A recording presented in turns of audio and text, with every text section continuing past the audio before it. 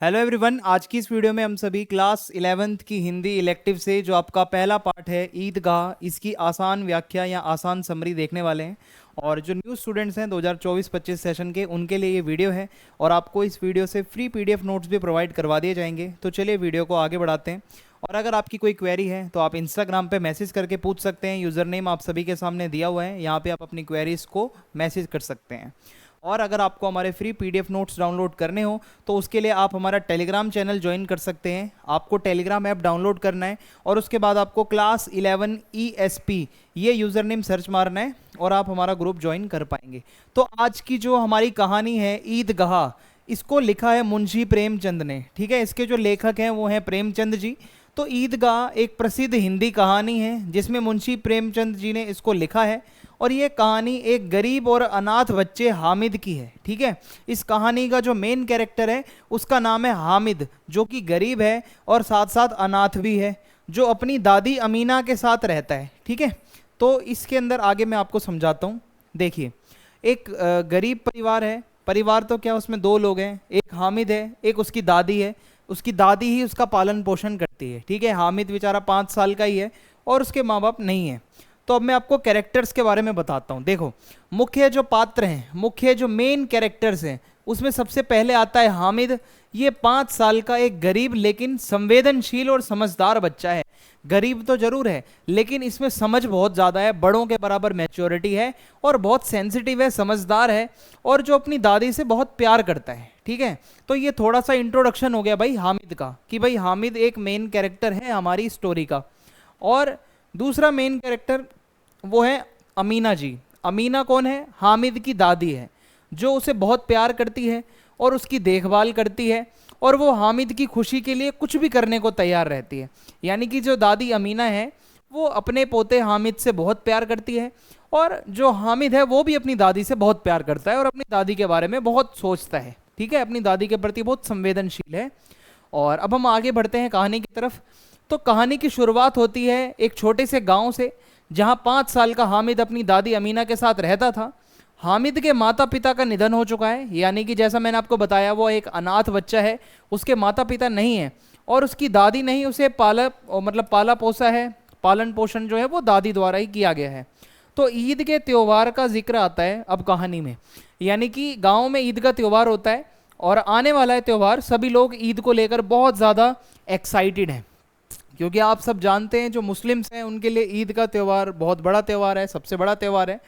तो हामिद की दादी अमीना ईद की तैयारी करती है, लेकिन गरीबी के कारण उनके पास नए कपड़े और मिठाइयाँ नहीं होती। तो कहानी में अब यहाँ पे बताया जा रहा है कि कितने वो परेशानी में रहते हैं कि ईद जैसा बड़ा त्यौहार आने वाला है, उनके पास ना तो नए कपड़े हैं और ना ही मिठाई खरीदने के पैसे हैं। तो अमीना हामिद को समझाती है कि उसके माता पिता जल्दी ही स्वर्ग से या फिर जन्नत से, ठीक है, जन्नत वर्ड यूज़ कर सकते हो, जन्नत से आएंगे और सब कुछ अच्छा हो जाएगा। तो वो अपने पोते को थोड़ा बहलाती फुसलाती है, उसको समझाती है कि कभी ना कभी हमारे हालात ठीक हो जाएंगे, तुम्हारे माता पिता जन्नत से आएंगे और वो सब ठीक कर देंगे। तो वो किसी न किसी तरीके से बालक जो हामिद है उसको बहला फुसला रही है।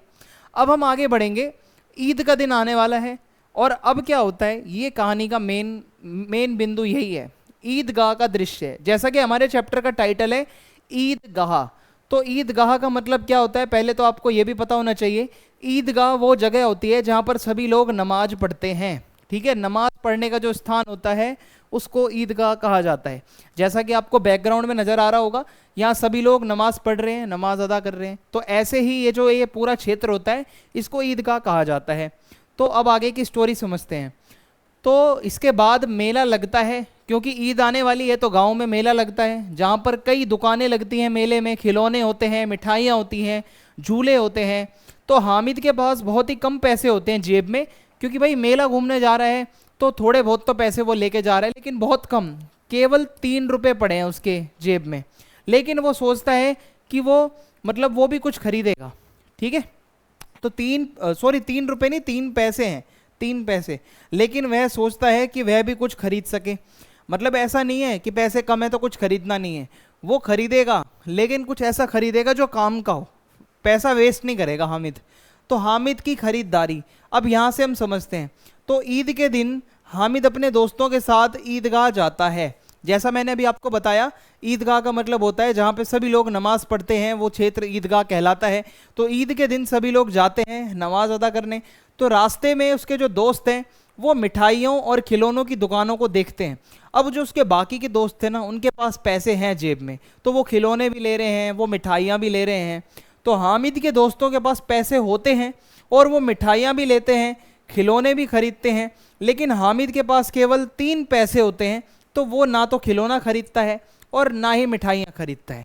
तो यहाँ तक की स्टोरी आपको समझ में आ रही होगी कि भाई ईद का दिन आ चुका है, ईदगाह की तरफ सभी लोग जा रहे हैं, मेला लगा हुआ है, दुकानें लगी हुई हैं, मिठाइयाँ हैं, खिलौनों की दुकानें हैं। लेकिन सभी जो उसके दोस्त हैं वो ले रहे हैं, लेकिन हामिद बेचारा अभी तक कुछ नहीं ले रहा। अब हम आगे देखते हैं क्या होता है। तो मेले में पहुंचने पर हामिद देखता है कि उसकी दादी रोज रोटियां बनाते समय अपने हाथ जला लेती हैं। अब यहाँ पे देखो, आपको पता चलेगा हामिद 5 साल का है, पर उसकी मैच्योरिटी कितनी है। वो जब मेले में जाता है तो उसको दिमाग में याद आता है कि जो मेरी दादी है वो जब रोटी सेकती है तो उनका हाथ जल जाता है यार, क्योंकि उनके पास चिमटा नहीं है, वो हाथों से ही वो रोटी को सेक रही होती है। तो हामिद अपनी दादी के लिए एक चिमटा खरीदता है ताकि उसकी दादी का हाथ ना जले। अब देख रहे हो हामिद कितना यहाँ पे समझदार है। एक तरफ उसके दोस्त खिलौने खरीद रहे हैं जो आज नहीं तो कल टूट जाएंगे, मिठाइयाँ खरीद रहे हैं जो आप खा लोगे तो पता भी नहीं चलेगा वो कहाँ गई। लेकिन हामिद ने समझदारी दिखाते हुए अपनी दादी के लिए चिमटा खरीदा। और उसके दोस्त कहते हैं ये तो पागल है, चिमटा खरीद रहा है। उसका बहुत मजाक बनाया जाता है, लेकिन हामिद को इस बात की परवाह नहीं होती, क्योंकि उसके मन में केवल उसकी दादी का ख्याल था। तो हामिद जो है अपने दोस्तों से विदा लेकर अपने घर की तरफ आता है, अपनी घर वापसी करता है, हाथ में चिमटा लिए हुए आता है। दादी जब उसे देखती है तो आगे देखते हैं क्या होता है। तो घर वापसी कैसे होती है, जब हामिद घर लौटता है और अपनी दादी को चिमटा देता है तो पहले तो उसकी दादी नाराज हो जाती है कि हामिद तुम पागल हो, तुम्हें 3 पैसे दिए गए थे, कुछ जाके आप खरीदते अपने लिए, मेले में गए थे, खिलौना, कोई मिठाई, कोई कपड़ा, ये क्या तुम चिमटा लेकर आ गए हो। लेकिन जब हामिद उसे बताता है कि उसने चिमटा क्यों खरीदा, जब वो कारण बताता है कि दादी आप जब रोटी बनाते हो तो आपके हाथ जल जाते हैं, इस वजह से मैंने चिमटा खरीदा है, तो उसकी दादी की आंखों में आंसू आ जाते हैं और वो हामिद के प्यार और समझदारी से बहुत प्रभावित होती है कि ये मुझसे छोटा सा बच्चा इतना प्यार करता है, इतना समझदार है कि इसको पता है मेरे हाथ जल जाते हैं और ये मेरे लिए चिमटा लेकर आया है। तो कहानी का संदेश क्या है, आपको इस स्टोरी से क्या पता चलता है? प्यार और बलिदान, क्योंकि हामिद का अपनी दादी के प्रति प्यार और उसके लिए चिमटा खरीदने का बलिदान इस कहानी का मुख्य विषय है। कहाँ एक तरफ उसके जो दोस्त हैं वो खिलौने, मिठाइयाँ खरीद रहे हैं और हामिद ये पैसों का बलिदान देकर अपनी दादी के लिए चिमटा खरीद रहा है। तो ये दिखाता है कि सच्चा प्यार और बलिदान किसी भी वस्त्र या मिठाई से बढ़कर होता है। ठीक है, अगर आप सच्चा प्यार करते हो तो आपने अपनी दादी के लिए वो चीज़ खरीदी है जो तुम्हारी दादी को बचाएगी हाथ जलाने से, तो ये प्यार ही तो है। गरीबी और संघर्ष, तो कहानी गरीबों के जीवन के संघर्ष को भी दिखाती है कि किस प्रकार अमीना और ये जो हामिद है इनका परिवार बहुत गरीब है और ईद के पैसे नहीं है, वस्त्र खरीदने के पैसे नहीं है, मिठाइयों के पैसे नहीं है, कैसी उनकी कठिन परिस्थितियों में वो अपना जीवन जी रहे हैं। तो हामिद और उसकी दादी की गरीबी के बावजूद वे अपनी छोटी छोटी खुशियों में ही खुश रहते हैं। यानी कि इतने गरीब लोग हैं लेकिन छोटी छोटी खुशियों में ही वो अपने आप को संतुष्ट कर लेते हैं।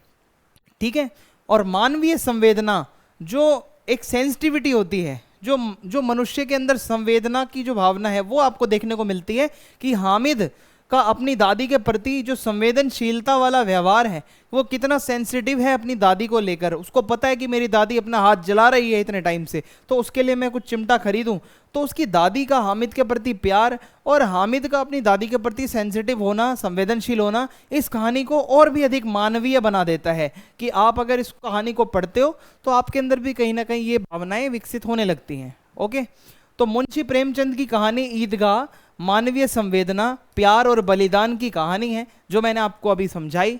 और यह कहानी हमें यह भी सिखाती है कि सच्ची खुशी महंगी चीज़ों में नहीं होती बल्कि दूसरों की खुशियों में होती है। आप दूसरों को खुश करोगे तो आपको भी एक अंदर से खुशी मिलेगी। तो महंगा मतलब ज़रूरी नहीं हमेशा महंगी चीज़ों में ही सारी खुशियाँ हो।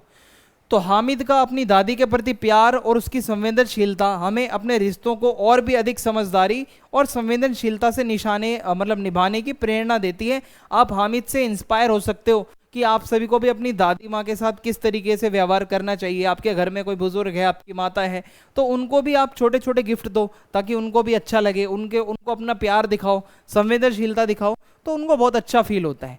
तो ये हमारी कहानी का संदेश था। इसी के साथ कहानी ईदगाह यहाँ पर खत्म होती है। वीडियो पसंद आई हो तो चैनल सब्सक्राइब करें, वीडियो को लाइक करें। फीडबैक के लिए आप कमेंट बॉक्स में लिख सकते हैं और अपने दोस्तों के साथ इस वीडियो को जरूर शेयर करें। जय हिंद, जय भारत। मिलते हैं नेक्स्ट वीडियो में।